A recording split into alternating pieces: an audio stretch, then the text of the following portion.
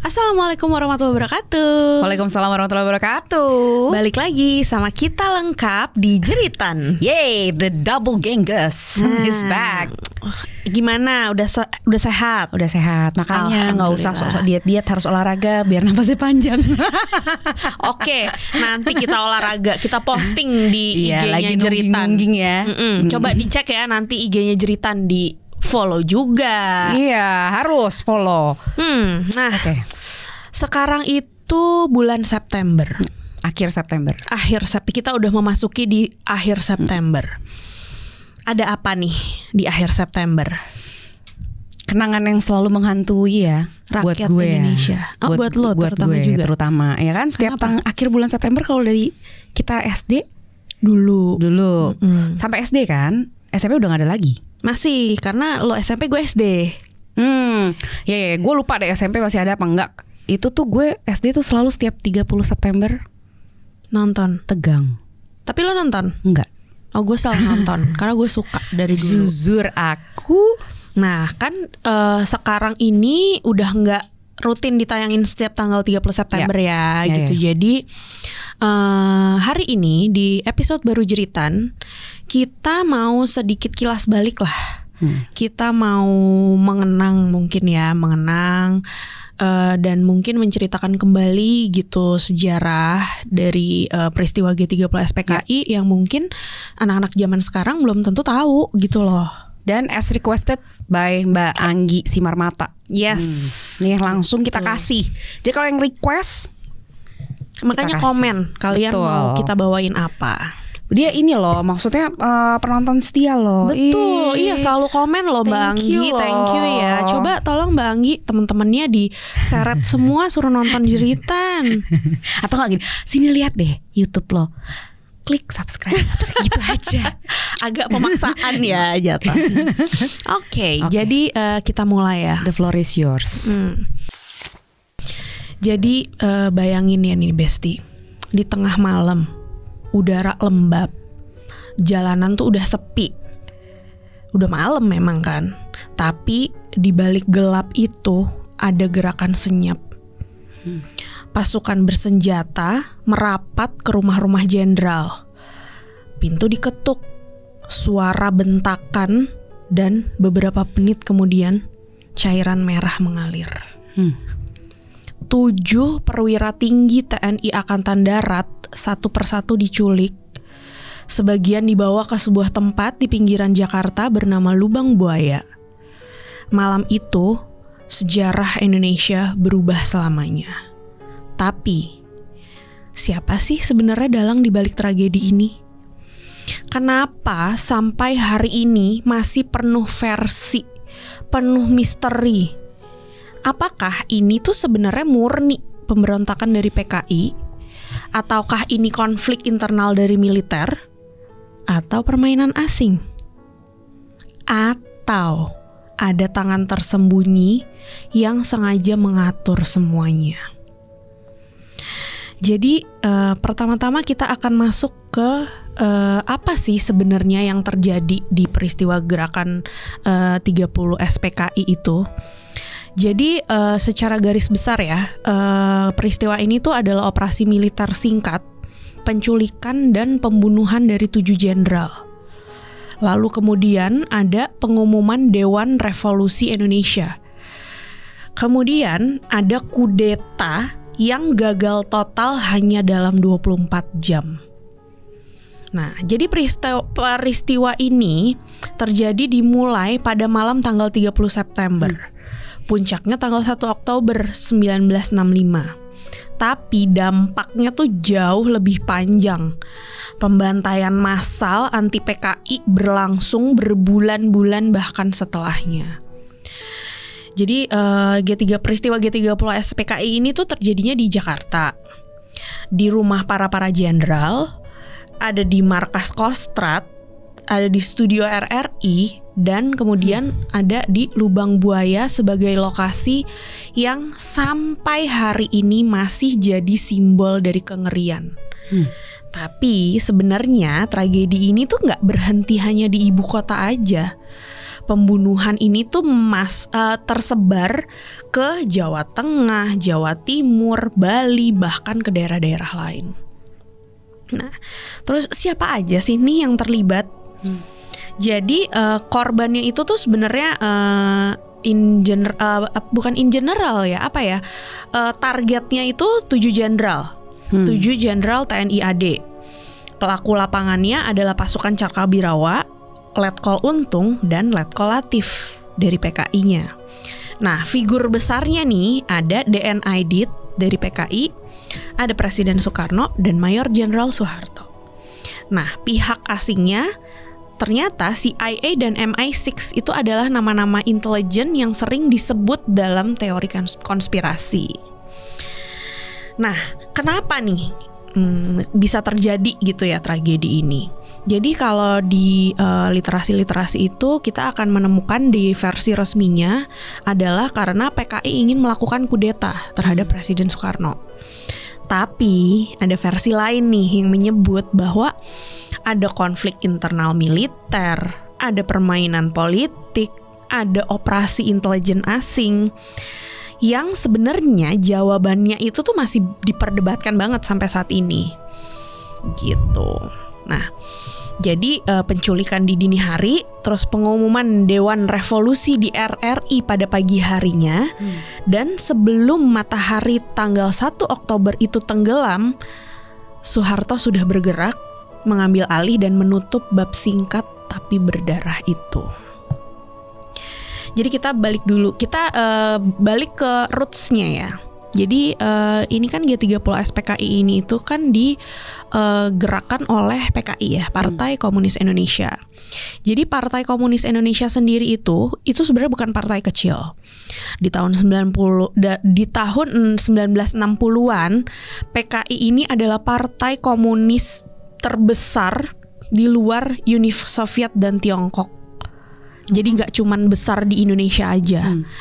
Nah, bayangin ya, PKI itu memiliki lebih dari 3 juta anggota resmi plus puluhan juta simpatisan lewat organisasi sayapnya.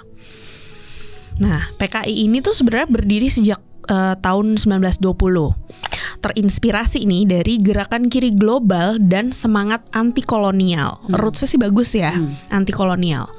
Nah, pernah hancur nih PKI setelah pemberontakan tahun 1926 sampai 1927 yang dipatahin nih sama Belanda.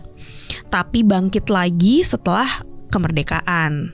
Nah, di bawah kepemimpinan DN Aidit, Nyoto dan MH Lukman, PKI ini berhasil berubah dari partai bawah tanah menjadi kekuatan politik yang sah dengan strategi masuk lewat massa rakyat, bukan dari kudeta.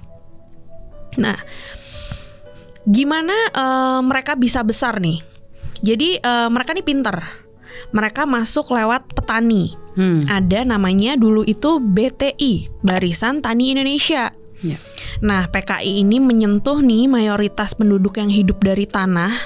Mereka menjanjikan tuh ada namanya land reform, terus ada bagi hasil yang lebih adil, dan melawan para tuan-tuan tanah ini. Nah, terus kemudian mereka juga masuk lewat buruh. Nah, dulu ada namanya SOPSI, Sentral Organisasi Buruh Seluruh Indonesia. Jadi PKI ini masuk ke pabrik, masuk ke pelabuhan, masuk ke jalur kereta. Kemudian yang sebenarnya memang paling efisien ya, paling efektif adalah masuk lewat anak muda. Nah, jadi lewat pemuda rakyat, mereka memobilisasi generasi muda yang haus akan perubahan. Nah, terus udah gitu sama satu lagi lewat perempuan.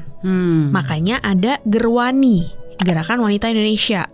Nah, mereka nih mendorong isu-isu kesetaraan, isu pendidikan, sampai ke kesehatan ibu anak gitu. Jadi masuk banget gitu kan, gampang gitu untuk meraih simpatinya mereka gitu. Nah, kemudian terakhir mereka masuk lewat seni dan budaya. Ada namanya Lekra, lewat Lekra nih, Lembaga Kebudayaan Rakyat. Mereka masuk ke ruang kesenian dan menulis puisi, teater, musik dengan idenya itu adalah seni untuk rakyat. Nah, sebenarnya strateginya tuh sederhana gitu, tapi mereka tahu gitu mana yang efektif gitu kan. Nah, PKI bicara bahasa rakyat kecil. Jadi ngerangkul banget gitu loh. Efektif sekali, di mana saat partai lain nih sibuk di parlemen gitu kan, PKI turun ke desa, ke pabrik, ke sawah, ngerangkul. Makanya kenapa dia tuh benar-benar jadi salah satu partai itu yang emang besar banget.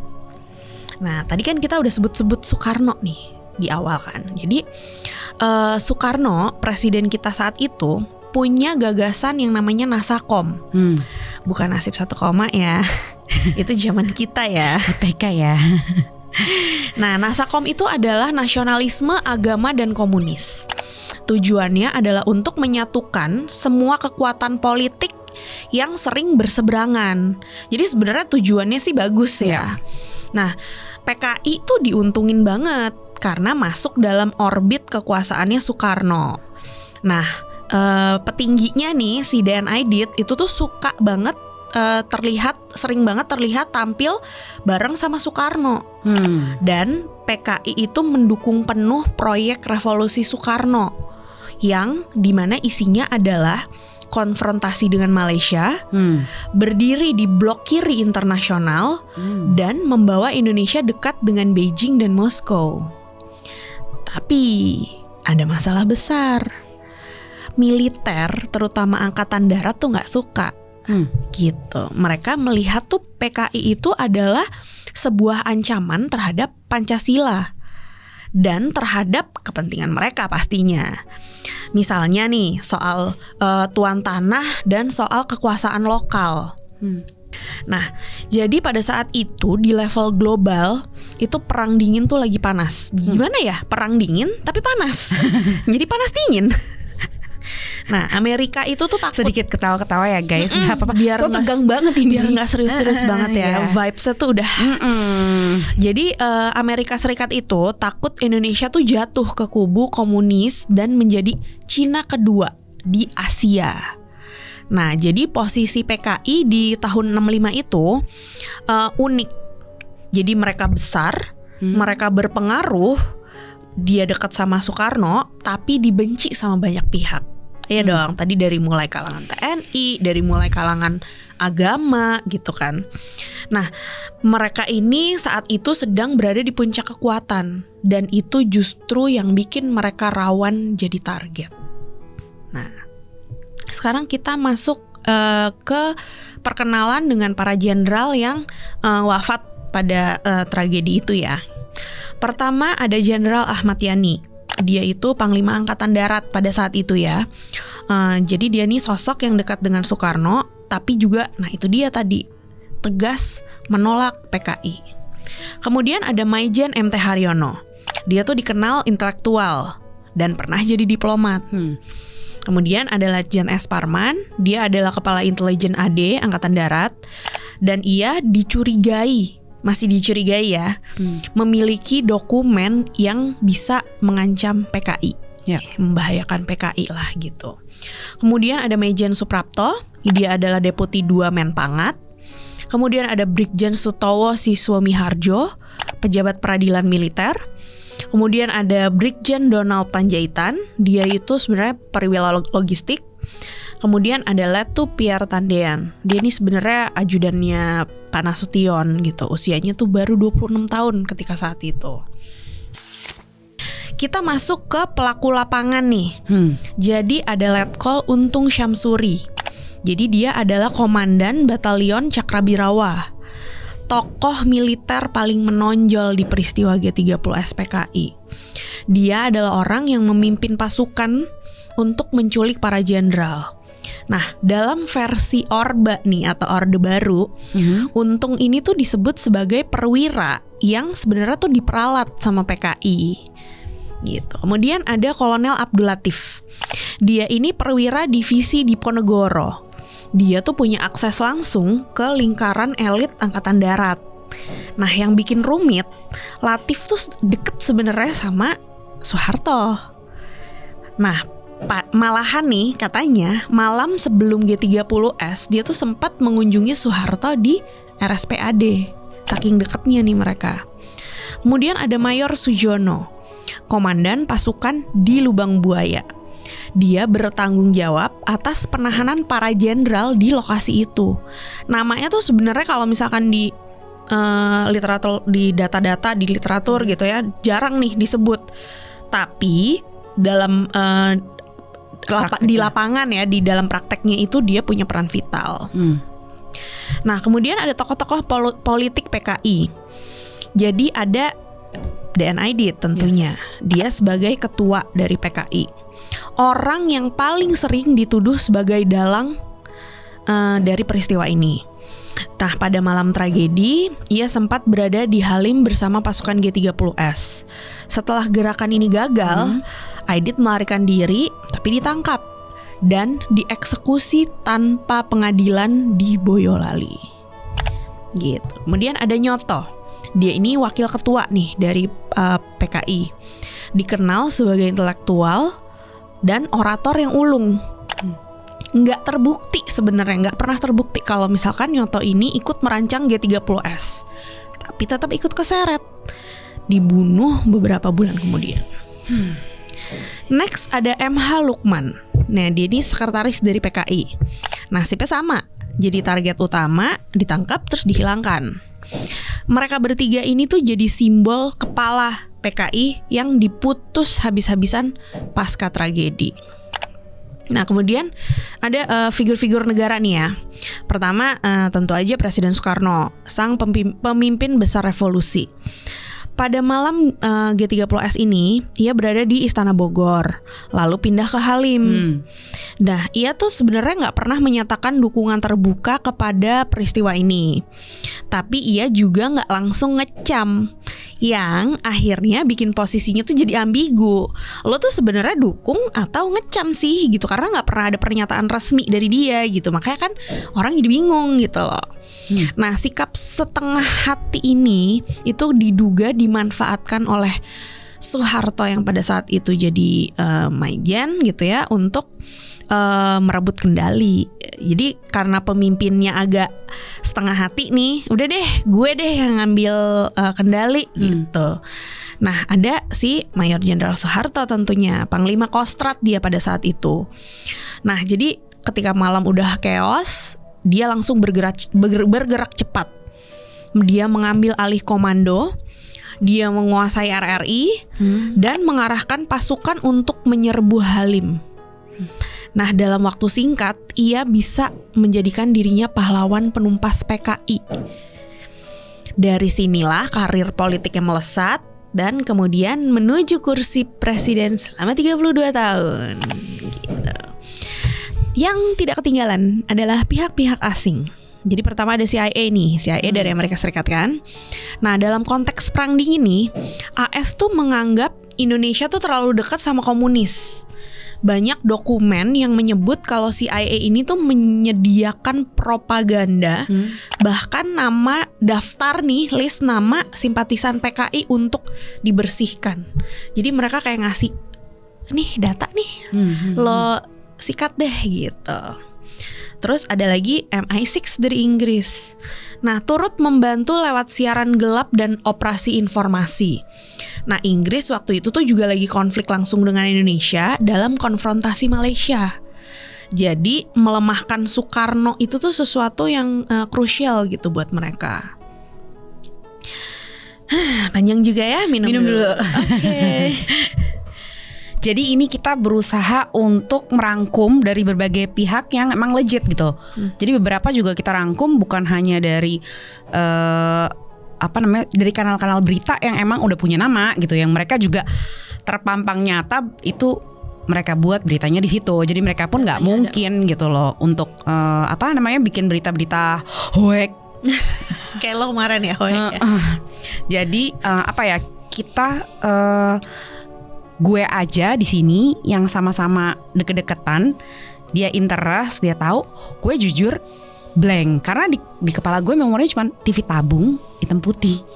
Suaranya udah mulai udah gue langsung kabur. Udah gitu kan gitu. Banyak suara-suara bentakan-bentakan gitu kan. Ya, seluruh isi film tuh intens banget gitu loh. Jadi gue kayak enggak. gitu. Kalau gue emang udah doyan dari dulu. Enggak, jadi makanya pas ini langsung kayak oh iya ya. Jadi ternyata gitu ya gitu kan. Jadi ini mari kita belajar bersama. Oke. Lanjut. Lanjut. Jadi kita masuk nih ke kronologi kejadian peristiwa G30 SPKI. Nah, malam 30 September menjelang dini hari, Jakarta udah mulai lengang, tapi di markas pasukan Cakrabirawa, pasukan pengawal presiden, ada gerakan yang aneh. Letkol Untung, Kolonel Latif, dan Mayor Sujono memberi instruksi. Target mereka perwira tinggi angkatan darat yang tadi ada listnya. Pasukan kecil bersenjata lengkap bergerak dalam gelap menuju rumah-rumah jenderal. Tanggal 1 Oktober tahun 65 sekitar jam 3 sampai jam 5 pagi, satu persatu operasi penculikan dimulai. Serentak ya? Serentak. Sekarang kita masuk ke konspirasi dan teori. Bukan jeritan kalau nggak ada konspirasi, tapi Disclaimer dulu, kalau ini semuanya konspirasi ya. Yeah. Kita belum tahu kebenarannya gitu. dan dikembalikan ke kepada masing-masing. Oke, jadi konspirasinya adalah di versi Orde Baru, PKI ini adalah mastermind. Dipromosikan oleh Bapak Soeharto dan Angkatan Darat sejak Oktober tahun 1965. Tujuannya apa? Untuk melegitimasi pembersihan massal PKI dan naiknya Orde Baru. Nah, teorinya adalah PKI lewat Aidit dan Syam Kamaruzzaman sebagai kepala biro khusus merancang kudeta untuk mendirikan negara komunis ala Tiongkok. Literatur pendukungnya Nugroho Noto Susanto dan Ismail Saleh, The Coup Attempt of the September 30 Movement in Indonesia adalah buku putih resmi Orde Baru yang diterbitkan tahun 1968. Kemudian ada film pengkhianatan G30 SPKI yang dibuat tahun 84, propaganda visual yang paling kuat. Masalahnya, narasi ini tidak menjawab kenapa eksekusi G30S sangat setengah matang. Terbukti dari yang kayak tadi, misalkan si pasukannya itu nggak ngenalin gitu, bahkan para jenderal, muka-muka para jenderalnya kan sampai bisa salah eksekusi. Dan kenapa Soekarno tidak langsung mendukung? Nah, konspirasi yang kedua adalah Soeharto sebagai mastermind. Dimulai dari kesaksian Kolonel Abdul Latif di pengadilan pada tahun 1978. Ia mengaku sempat memberitahu Pak Soeharto soal gerakan beberapa jam sebelum penculikan para jenderal. Diperkuat oleh buku dari Benedict Anderson dan Ruth McPhee lewat The Cornell Paper pada tahun 1966. Tapi buku ini tuh tidak resmi dipublikasikan pada waktu itu. Nah, isi teorinya adalah Pak Soeharto tuh tahu, bahkan mungkin ikut mengatur. Ia membiarkan gerakan yang setengah matang itu berjalan agar ia punya alasan untuk mengambil alih kekuasaan dari presiden saat itu, Pak Soekarno. Terus literatur pendukungnya dari Benedict Anderson, Ruth McPhee, A Preliminary Analysis of the October 1, 65, Coup in Indonesia, Cornell Paper. Sama ada juga dari Harold Crouch, The Army and Politics in Indonesia, tahun 1978, yang menyinggung soal kemungkinan keterlibatan dari Pak Soeharto. Masalahnya, tidak ada bukti dokumen langsung yang menunjukkan kalau Pak Soeharto ini mengorganisir dari gerakan tersebut, tapi banyak circumstantial evidence-nya. Nah, kemudian selanjutnya adalah konflik internal militer. Dipicu dari perpecahan dalam tubuh Angkatan Darat, ada faksi pro Soekarno seperti Pak Yani, Pak S. Parman, versus faksi lain yang dianggap lebih independen atau kritis. Nah, isi teorinya adalah G30S bukan instruksi langsung dari PKI, melainkan manuver dari sekelompok orang, terutama perwira. Dari Pak Untung, Pak Latif, Pak Sujono, untuk apa? Untuk membersihkan pimpinan Angkatan Darat yang dianggap menghambat Pak Soekarno. Literatur pendukungnya John Rusa, Pretext for Mass Murder, The September 30 Movement and Suharto Coup Itat in Indonesia tahun 2006. Sama dari Harold Crouch yang juga membahas perpecahan internal dari Angkatan Darat. Nah, teori ini menekankan G30S sebagai operasi militer kecil yang kemudian digoreng besar-besaran oleh Pak Soeharto. Nah, kemudian ada konspirasi tentang operasi dari intelijen asing dipicu oleh konteks perang dingin. Balik lagi, Amerika Serikat takut Indonesia jatuh ke tangan komunis seperti Tiongkok, dan ada Inggris yang resah dengan konfrontasi Soekarno di Malaysia. Nah, isi teorinya adalah CIA dan MI6 tidak merancang G30S, tapi mereka memanfaatkan situasi setelah tanggal 1 Oktober menyebarkan propaganda anti PKI, sama menyediakan daftar nama tersebut gitu untuk dilakukan eksekusi massal gitu. Terus masalahnya adalah bukti bahwa CIA atau si MI6 ini mendesain G30S tuh masih lemah. Tapi bukti mereka ikut serta dalam pembantaian pasca 1 Oktober itu sangat kuat. Kemudian ada konspirasi tentang bahwa Pak Soekarno tuh tahu, tapi dia diam. Nah, spekulasinya Bung Karno sebenarnya tahu ada rencana bahwa menangkap Dewan Jenderal yang katanya mau kudeta terhadap dirinya.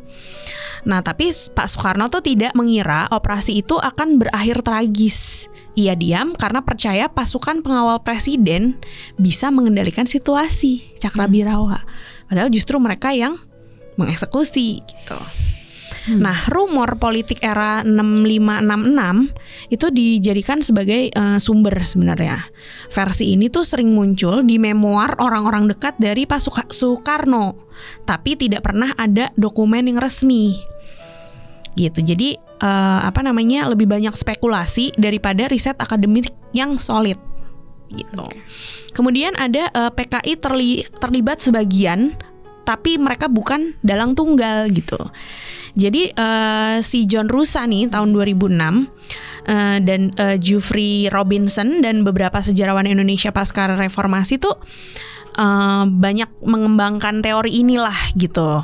Jadi bukan seluruh PKI yang terlibat, tapi cuman Aidit dan lingkaran kecil di biro khusus si Syam Kamaruzaman, terus Pono gitu yang tahu. Nah, mayoritas kader dan organisasi sayap PKI itu tuh nggak tahu apa-apa. Jadi itu mereka kaget saat pembersihan massal PKI itu terjadi gitu. Nah, teori ini tuh sebenarnya dianggap paling moderat. PKI memang punya andil, tapi Orde Baru membesar-besarkannya untuk dalih sebagai genosida politik. Nah, jadi kalau misalkan kita tarik garis besar nih, ada 5 dalang versi yang berbeda.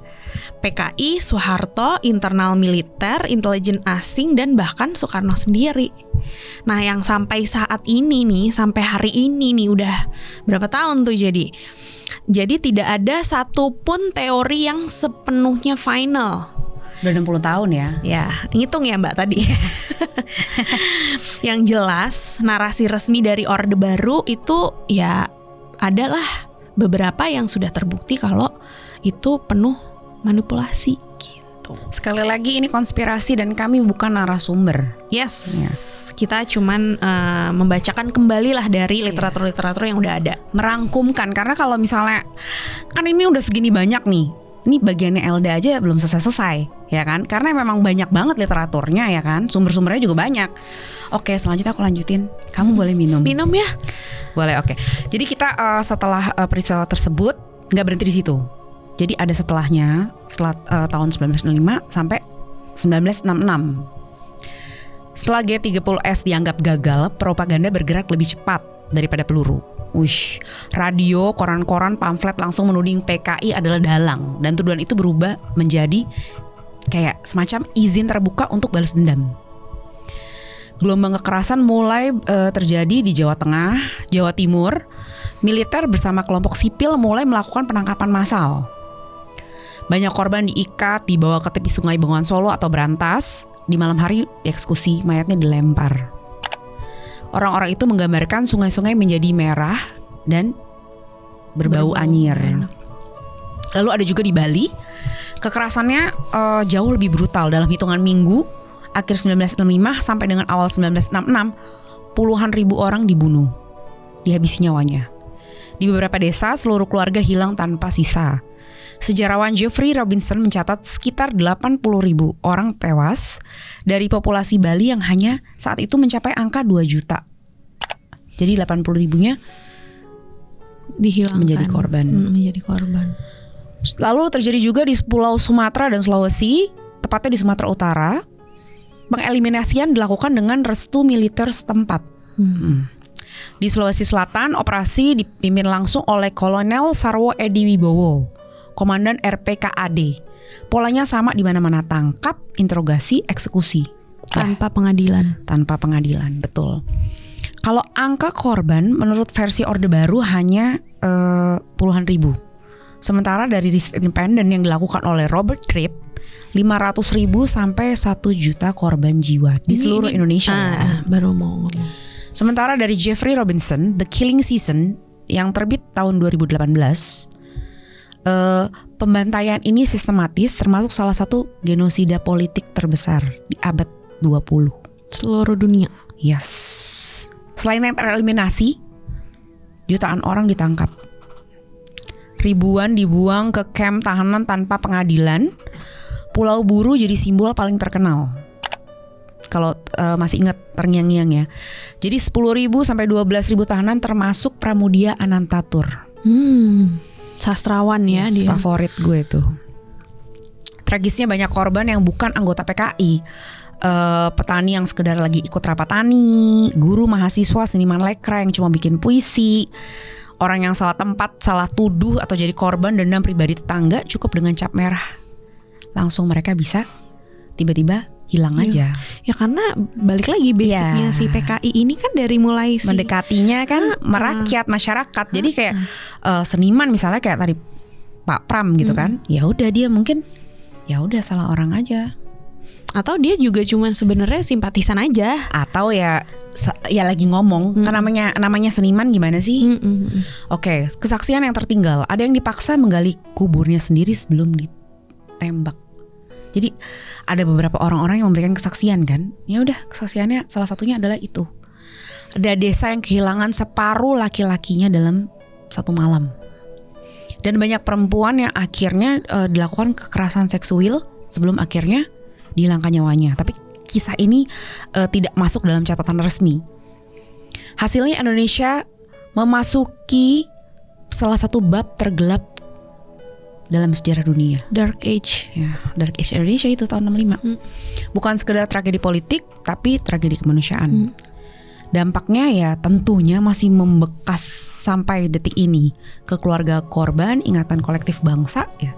Termasuk gue yang baru G30 SPKI, TV tabung, hitam putih, musik itu. Nah, dampak dan warisannya itu bukan sesuatu yang valuable sayangnya, ya kan? Itu adalah luka-luka, trauma-trauma, dan juga dari sisi politik itu menandakan lahirnya Orde Baru. Setelah G30S gagal, Bapak Soeharto bergerak cepat lewat Super Semar, surat perintah 11 Maret yang dikeluarkan pada tanggal 11 Maret 1966. Itu jadi titik balik. Lewat surat itu, Bapak Soekarno memberikan wewenang kepada Bapak Soeharto untuk memulihkan keamanan. Perlahan Pak Soeharto mengambil alih, PKI dibubarkan, dinyatakan sebagai organisasi terlarang. Organisasi sayap seperti Pemuda Rakyat, Gerwani, Lekra, Sopsi, dan BTI ikut juga diberangus. Partai politik lain dipersempit menjadi 3, P3, PDI, dan Golkar. Lalu sayangnya sejak saat itu Pak Soekarno semakin tersingkir. Statusnya bahkan berubah menjadi tahanan rumah hingga mengembuskan nafas terakhir di tahun 1970. Orde Baru berdiri di atas narasi menumpas kudeta komunis. Semua legitimasi kekuasaan Soeharto berakar dari klaim ini. Militer diposisikan sebagai penyelamat. Dilulukan banget tuh ya waktu saat itu ya. Lalu ada juga trauma-trauma yang tadi gue bilang. Jadi selain politik, dari sisi sosial budaya justru menghasilkan trauma kolektif. Selama 32 tahun sejarah resmi ditulis pihak. Film Pengkhianatan G30 SPKI yang diproduksi tahun 1984 oleh Arifin Senur diputar wajib setiap tahun di TVRI dan sekolah. Adegan sadis termasuk penyiksaan Jenderal oleh Gerwani ditampilkan berulang-ulang walaupun kemudian terbukti fiktif seperti yang sudah dijelaskan oleh Bu Elda tadi. Ya kan, ada fakta-fakta pendukung lainnya kan. Selain itu budaya juga dikontrol. Jadi buku, lagu, teater, film disensor habis-habisan agar sejalan dengan narasi Orde Baru. Masih inget dong kalian? Controlling. Ya, seniman-seniman lekra dan kelompok progresif lainnya dilarang berkarya. Jadi ya udah, yaitu seperti Pak Pram, ya bersuara, dia diberangus. Trauma sosial juga nggak bisa kita lupakan deh. Keluarga korban ditandai dengan label ET, ekstapol, tahanan politik. Nggak bisa jadi PNS, sulit sekolah, bahkan menikah tuh susah banget kalau ketahuan. Siapa tuh keturunan PKI? Tuh udah susah banget. Anak-anak tumbuh dengan stigma dan terpaksa dia memendam trauma. Bahkan kan banyak yang sampai difilmin kan.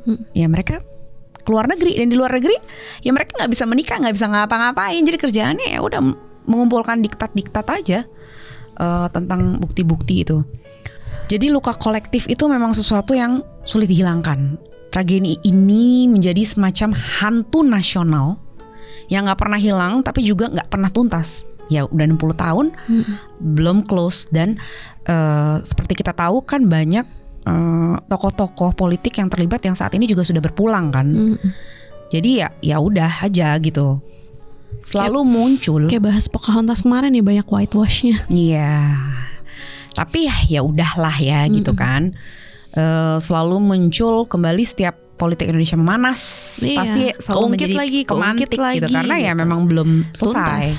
Jadi dampak G30S bukan cuma soal jatuhnya Presiden Soekarno dan naiknya Presiden Soeharto pada saat itu, tapi juga luka sosial, kontrol budaya, propaganda yang membentuk sebuah generasi, dan bahkan gaungnya itu terdengar sampai ke Amerika Latin dan seluruh dunia lah gua rasa ya kan. Dan sampai hari ini bayang-bayang itu ya belum hilang. Karena G30S bukan sekedar soal 7 jenderal yang gugur, tapi juga soal ratusan ribu nyawa yang hilang setelahnya. Soal bagaimana sebuah narasi bisa membenarkan pembantaian, dan soal bagaimana kebenaran bisa dikubur lebih dalam daripada jenazah di lubang buaya. Sebuah jeritan di ruangan gelap yang menggema, yang bukan hanya di Indonesia, di satu tempat di lubang buaya, tapi gemanya tuh benar-benar terdengar sampai ke seluruh dunia. Jadi apakah kebenaran akan terungkap atau akan selamanya terkubur di lubang buaya? Terima kasih buat yang sudah menyaksikan kita sampai akhir. Ini bakalan panjang banget sih guys videonya ya. Jadi bear with us, karena ini kalau buat gue menarik banget ya buat didengar lah gitu. At least tahu lah gitu, ada loh dark age-nya Indonesia tuh tahun 65 gitu. Betul. Dan dan ini akan menjadi sesuatu yang mungkin nanti anak cucu kita tuh nggak tahu, dan bisa lah kita paling nggak kita nggak ao banget pada saat kita menjelaskan. Intinya tahu lah. Ya apalagi menjelang setiap akhir September pasti akan terdengar lagi nih. Terdengar selalu. Oke, terima kasih banyak yang sudah menyaksikan kita sampai di akhir. Lalu kalau ada sesuatu yang perlu diluruskan, silahkan ditulis di komen. Dan kami berdua hanyalah menceritakan dari rangkuman. Kami bukan narasumber, kami bukan siapa-siapa. Kami membantu untuk merefresh kembali ingatan-ingatan, entah ingatan yang kurang baik atau trauma-trauma. Kita doakan semoga seluruh korban yang seluruh korban yang ada seluruh korban yang meninggal pada saat tragedi tersebut bisa tenang. Oke, thank you yang udah nonton.